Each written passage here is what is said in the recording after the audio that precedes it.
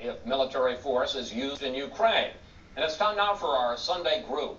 Syndicated columnist George Will, Elise Feback of the Hill newspaper, former Republican Senator Scott Brown, and former Democratic Senator Evan Bayh. Well, George, what's your sense of how far Putin and the Russians are willing to go in Ukraine, and what, if anything, can President Obama and the West do about it? I think he will go as far as he needs to go to preserve Ukraine as a sphere of influence, if not actually an integrated part of his country, because it's the key to their great power status, so he thinks. Now, what can we do about it? We can begin by recognizing that Russia is a third world country. It's a third world country with first world military. But in terms of its economic infrastructure, it's very vulnerable. And we have what they need, which is access to our banking system, credits, and the flow of world capital. That we can influence, and that we can do. How important is it? 100 years ago, in Central Europe, there was a spark that lit a conflagration from which the world is still trying to recover, and Europe never will recover, the First World War. Here we have, this week, we've seen armed forces cross an international border in the center of Europe. This is serious business. Senator Bayh, on Friday night, President Obama spoke to the nation. He talked about unspecified costs if there was military intervention. There now has been military intervention. The president spoke with Putin for 90 minutes on the phone, and the only specific thing we've heard is that the U.S. will suspend preparatory talks, not the actual summit, preparatory talks for the G8 summit in Sochi this summer. Should the president be more specific and much tougher about economic sanctions? Of course, there are no easy options here. And you look at what happened in Georgia a decade or so ago when George W. Bush was president, and people never accused him of being soft on the Russians or in things in general of this nature. There just weren't many things that he could do ultimately. So we have three options. You can do symbolic things and threatening to cancel the G8 meeting, or at least withdraw from the preparatory talks is one of those things. Vladimir Putin won't care about that. You can do some financial things, which George mentioned. If we could get the cooperation of the Europeans, could really penalize the Russians, but that would require the Europeans to make sacrifices, which historically they've been very reluctant to do. Or perhaps, and more likely, we can look at other spheres of influence that the Russians care about, Syria, for example, and really step up some of our things there to try and replace the Assad regime. But to directly intervene in the Ukraine, there's just realistically not much we can do that the American people are willing to pay the price for. Senator Brown, realistically, what can and should the president and the West, because obviously this isn't just a U.S. issue, the European Union, do to try to stop Putin? Well, you can't do it alone. Obviously, military options are off the table. No one wants another war.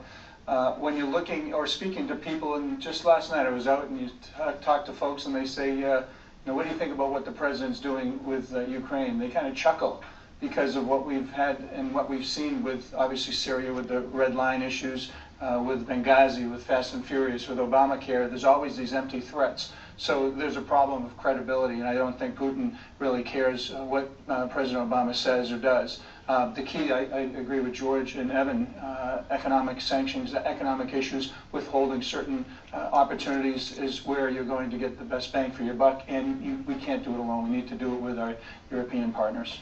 There was, and Ukraine is obviously the central story this week, but there was another big story this week, and that was in Arizona, where that state's governor, Jan Brewer, vetoed a bill that would have given businesses the right to refuse services to various people on the basis, largely gays, at least the indications were, on the basis of religious freedom and religious convictions. Here's the governor first, and then President Obama reacting to her decision.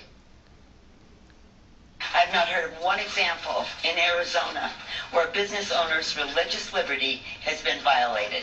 In some states, they're so far in the past, they're even pushing laws to legalize segregation based on sexual orientation. Well, you can see the president obviously wants to continue this conversation, and the fact is, Elise, conservative groups are pushing similar measures to the one that was vetoed in Arizona, in Oklahoma and Missouri, Mississippi, and Kansas. Where do you see this going? Well, we've actually counted 10 states that are considering similar legislation to Arizona's, including Florida, where Rick Scott, who's running for re-election, in fact came out and said he would veto the measure this week, which is very interesting from Rick Scott in Florida.